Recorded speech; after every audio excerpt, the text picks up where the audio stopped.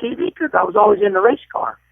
And that NASCAR race day built by the Home Depot or built by Sunoco, that show was getting bigger ratings than anything except the Cup. That NASCAR race day built by the Home Depot and Sunoco later on, it got bigger ratings than NBA basketball. It got bigger ratings than any Xfinity race, any IndyCar race. We only trailed the Cup race. And so it made me kind of, it helped me extend in my career. So later on, my boss, Eric Shanks, the president, he never really watched me, even though I was working for him, because he's the president, right? So he sees me on TV, and he gets a hold of the guy that's my boss, and he tells that guy, goes, hey, you got Kenny Wallace in the wrong position. You need to get him off the desk, and he needs to be interviewing those drivers, because I just watched Kenny Wallace interview Dale Earnhardt Jr., and you can tell that they really liked Kenny because he was a driver. So then that's what happened. They put me in the pits. They put me at Eldora because the drivers liked me, because they knew that I know what's going on in the racetrack. Because remember, I have 905 NASCAR starts, so that's the whole story. My boss thought that I was going to be better for TV, not for me, but for the viewers, right? Because Jimmy Johnson and Dale Jr., they would answer me properly. So that's the whole story. And then let's talk about your transition to moving into dirt racing as a full-time career.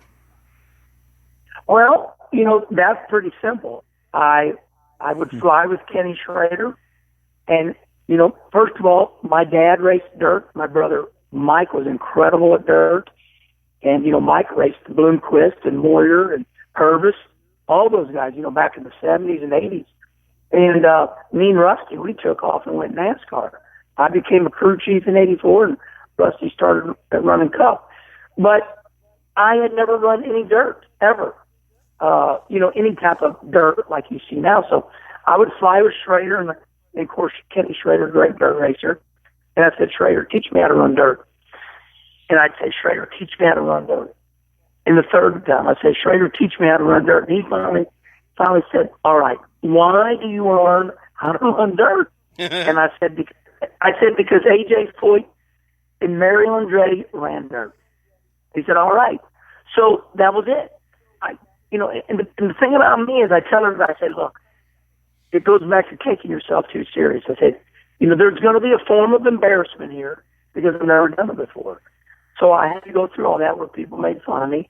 And then all of a sudden, Schrader come up and he goes, okay, you're ready. And I looked at him, I said, what do you mean? He goes, you know what you're doing now. So, we won the Prelude to the Dream, and then C.J. Rayburn gave me a late model. Then we went down and won, Cleveland, Tennessee, in 2007, I think it was. We won a big late model race down there. Then the late models were just too expensive. They were just too expensive. So I said, I'm going to run a modified. And that's that. I just wanted to learn how to run dirt. And now I'm addicted to it, and it's just awesome. Mike Guerin. Yeah, dirt special. I grew up on NASCAR. Your generation, to me, that was NASCAR. It's changed to me so much, but I've always loved the dirt, and I live in Cleveland, and, that was, that used to be. You remember that night? With Cleveland, Tennessee? Were you at Cleveland Speedway that night, Mike, when Kenny Wallace won those super late model races? What Kenny's asking. Yes. He's cutting in and out. Brandon White, your question for Kenny Wallace. Well, Kenny, you love dirt racing now. Have you thought about maybe running the Eldora Dirt Derby? Again? I ran the Eldora truck race, the very first one. I won my heat race. And you won the Prelude. Won the Prelude to the Dream. Eldora's been great to me. You're right. Listen, there's an old saying. There's a generation gap. Hell, I've had great success at Eldora. You know what? Like you said, I won the Prelude to the Dream in a super late model. Tony Stewart was second. The dude Lasowski was third. And Elliott, and hell, I won the Prelude to the Dream. Well, the Dirt Derby, which is the truck race, the very first one, I ran it, and I qualified third. I was in Bobby Dotter's truck, sponsored by Jags. So I ran the Dirt Derby. I ran the very first truck race, and I won my heat race. I think we finished 12th or 16th, had a header break off the whole pipe, and we had to come in anyway. But yeah, it was fun. And, the thing about those dirt derbies is that you got to pay people money to drive their trucks. There's got to be some type of deal. And I'm over that. I'm 56 years old now. I got my money saved up. I ain't paying nobody no money ever again to drive a race car. And if they want me to run the dirt derby, I'll run it, but I ain't paying no money. I hear you. Kenny, why is dirt track racing thriving? I know everybody's on a stalemate right now, but why does it seem like dirt track racing is thriving? And NASCAR's had some good races last year. They've had some good shows this year. But why does it seem like there's more of an attention span now going to dirt track racing than NASCAR on Sunday afternoons? Well, for so many reasons. And, I want to be clear about this. All racing, local racing is nowhere near what it used to be, and we all know that. But to your point, though, you're 110% right. The dream, the dream, the World 100, Kings Royal, the World Finals, all the big dirt races have set records the last 2 years. Now, mind you, I own a dirt track. I am a promoter. Yes, and it's just a fact. They're setting attendance records at big dirt events. Once again, local dirt racing is still suffering, but I think the reason it is because it's just so damn exciting, and it's never boring. It's quick, as to where NASCAR, they lost their fan base by, getting they kind of left country music, which was our roots. There was no more Brooks and Dunn. And I thought you were a rock and roll type. And then Earnhardt died, and they got rid of Rockingham, Wilkesboro, and they just kind of lost their way, and now they've admitted they have. And I think dirt racing is just super exciting, and it doesn't insult your intelligence. We're all a bunch of rednecks, and we don't mind getting dirty, and it's fast. It happens. It's over before you know it, and I think people like that. Kenny, do you think that something can be used with this esports, this iRacing, eNASCAR that they've been doing to kind of use as a diversion, a void of what we're dealing with in our lives to try and get the young NASCAR fan base back? Do you think that could happen? Well, listen, I see good.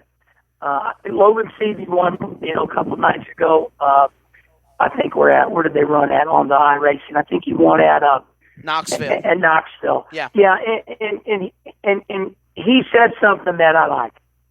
And I tweeted him back. I said, don't be careful to advertise iRacing too much because there's so much money invested in the real racing. So I definitely agree that if a kid doesn't have any money and he can't get in the sport, this is a great way for him to learn to love the sport. Okay? I think that's good. But, and I got to tell you, it's so damn, it's so real still. And, I compare this iRacing to like an airplane simulator. Before you fly an airplane, like a commercial airplane, they put you in simulators. Right.